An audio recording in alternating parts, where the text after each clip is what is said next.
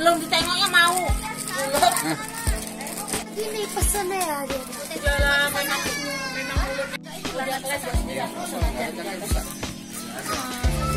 Kau juga mau ya? Yes. Yes. Gula aren, yes.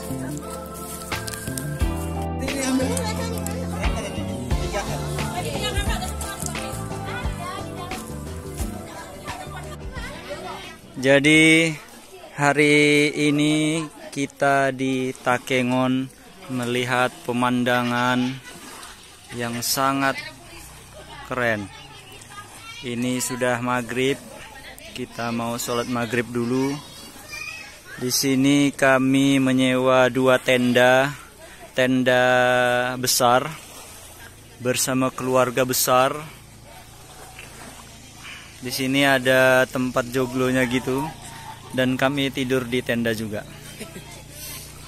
Ini pemandangan yang nampak sekarang ya, sangat eksotis dengan minum kopi juga.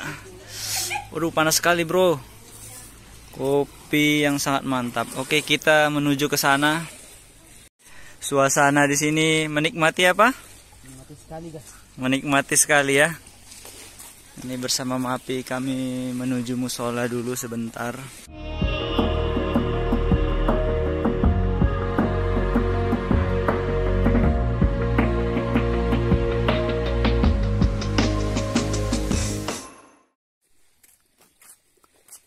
Keadaan maghrib, kita menuju musola atau disebut manasah kalau di Aceh.